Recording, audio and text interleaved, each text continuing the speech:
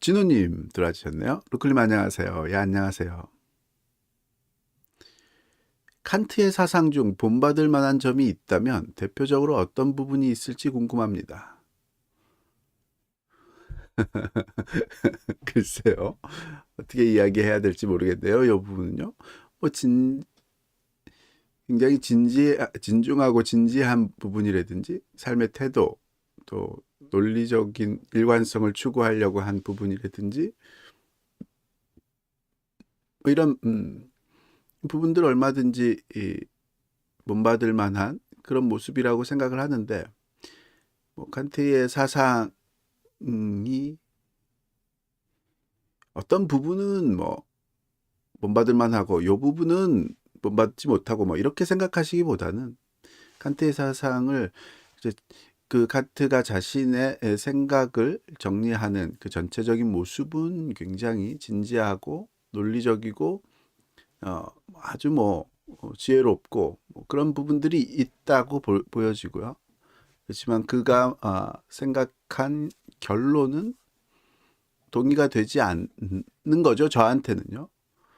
어떤 분들은 이제 동의가 될 수도 있고요. 또 그가 말한 것들이 워낙 광범위한 주제들을 다루고 있기 때문에 진리, 선, 아름다움 이런 것의 진선미에 관련된 모든 것들을 생각해 보려고, 또 한 시스템으로 정리해 보려고 한 시도이기 때문에 제가 모든 걸 다 알지는 못하고요. 뭐 저는 개인적으로 칸트라는 사람이 바라본 실제에 대한 개념, 선에 대한 개념 이런 것에 대해서는 이제 반대를 하네요. 기독교적이진 않다. 진호님, 그는 말은 절대적이고 보편적인 도덕을 말하던데 인간의 동기를 도덕적 잣대로 보는 것이죠. 예. 그렇다면 그것은 기독교의 신의 속성을 신으로 보는 것과 대척점에 있는 부분일까요? 음, 기독교의 신의 속성을 신으로 보는 것이 어떤 뜻인지는 이 부분은 잘 모르겠고요, 제가. 하여튼, 신의 속성을 선으로 보는 것과 대척점에 있는 것이냐. 글쎄요, 뭐, 그렇게 따지기보다는, 어, 선이란 무엇이냐, 이렇게 했을 때 이제 기독교에서도 선을 딱 규정하기가 어렵고 정의하기가 어려우니까, 어, 우리가 알 수 있는 예라고 해야 되겠죠. 뭐 본질적으로 저것이다 이렇게 가르쳐 주는 것. 말하자면은 어, 어떤 사람이 저한테 컵이 무엇이냐 그러면 제가 컵의 본질을 개념적으로 설명하기보다는 이것이다 이렇게 말할 때, 그 설명이 컵이 뭔지를 알고 있는 사람에게는 그게 무슨 말인지 알겠지만, 컵이 뭔지를 전혀 모르는 사람에는 컵을 보여줘도 그 말을 알아듣기가 쉽지는 않겠죠. 선이 무엇이냐를 기독교에서 대답할 때 하나님의 속성이 선이다 이렇게 대답하는 것은 완전히 만족스러운 답은 아니라고 봐요. 그 개념을 정리해서 설명해 줘야 되는 것이 더 만족스러운 답이겠죠. 적어도 지적으로는. 근데 선이라는 개념 자체가 굉장히 무한성을 갖고 있어서 그렇게 할 수 없지 않을까 하는 그렇게 생각하는 사람들이 훨씬 더 많았던 거죠. 근데 그거를 개념적으로, 기독교에서는 그래서 그걸 개념화해서 정리하려고 하기보다는 하나님의 속성이 선이야 이렇게 예, 이제 가르쳐 보여주는, 하나님의 선을 알기 위해서는 하나님의 속성을 알아야 되겠구나 뭐 이런 식의 생각을 하도록 생각의 방향을 이끌어주는 그런 면이 이제 기독교의 접근법이라면, 칸트는 그러니까 기독교는 약간 선을 개념화하기를 내려놓은 면이 있죠. 그렇게 하지 않으려고 하는 면이 있다면, 칸트는 철학자로서 선을 개념적으로 규정하려고 한 거죠. 그래서 정언 명령에 복종하려는 동기, 그게 선이다. 이렇게 개념화한 거죠.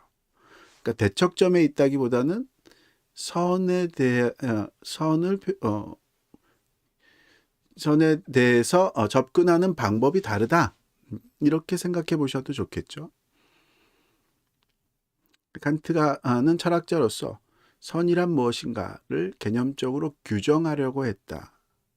근데 그 규정이 그런 그 개념이 칸트가 말한 선의 개념이 잘 규정된 개념, 잘 정의된 개념이냐? 그렇게 물어보신다면 저는 그렇진 않다라고 보는 거죠. 왜냐하면 기독교가 생각하는 하나님의 속성으로서의 선을 담아내고 있지 못하기 때문에 그런 거죠. 지도키님, 칸트는 절대적 도덕 기준을 거부했다고 볼 수 있을까요? 아니요. 그렇다기보다는 오히려 절대적 도덕 기준을 스스로 제시한 거죠.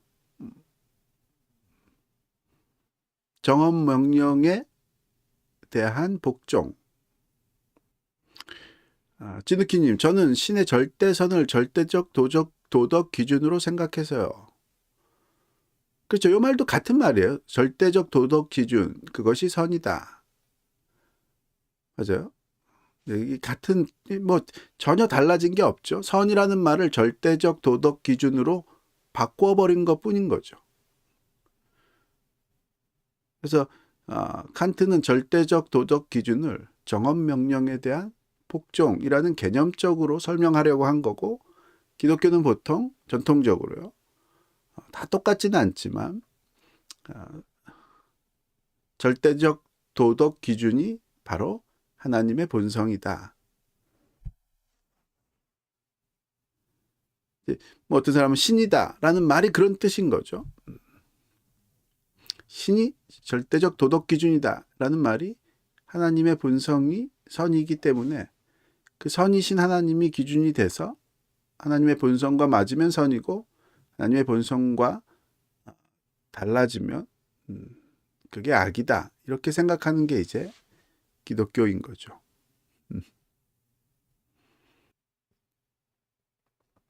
진우킴님, 네, 근데 칸트와 저의 차이를 보면 그는 선에 대해 개념을 자신이 만들었다. 이 차이로 생각하면 맞을까요? 예, 지금 제가 설명드린 게 적어도 제가 느끼기에는 그런 거죠. 칸트는 선의 개념을 자신이 만들었다라기보다는 규정했다, 정의했다 이렇게 표현하면 더 좋겠죠. 네, 만들었다도 나쁘진 않지만 뭐라고 할까요? 예, 표현이 고급지진 않죠. 칸트는 선의 개념을 자신이 만들었다. 이렇게 얘기해도 제가 보기엔 무방하다고 봐요. 신우키님, 기독교와 선의 개념이 다르다고 말해도 틀린 말은 아니겠죠. 그렇죠. 예. 그래서 지난 방송에서 잠깐 꼬꼬꾸꾸님이셨나요? 어떤 분이 질문해 주셨던 것에 대한 제 생각을 말씀드렸던 것이 기독교와 선의 개념이 다르다. 완전히 대척점에 있어서 반대로 다르냐. 그렇다기보다는 기독교가 생각하는 선의 개념의 일부분, 동기라는 그 일부분에 완전히 집착해 있는, 천착해 있는 그런 모습이다. 그러니까 기독교가 생각하는 선의 전체적인 모습을 다 받아들이지 못하고 그 중에서 동기가 옳아야 된다라고 생각하는 그 면에 굉장히 집중을 해서 진리의 파편을 붙잡고 있는 것 같다. 이렇게 말씀을 드린 거죠. 제 생각은요.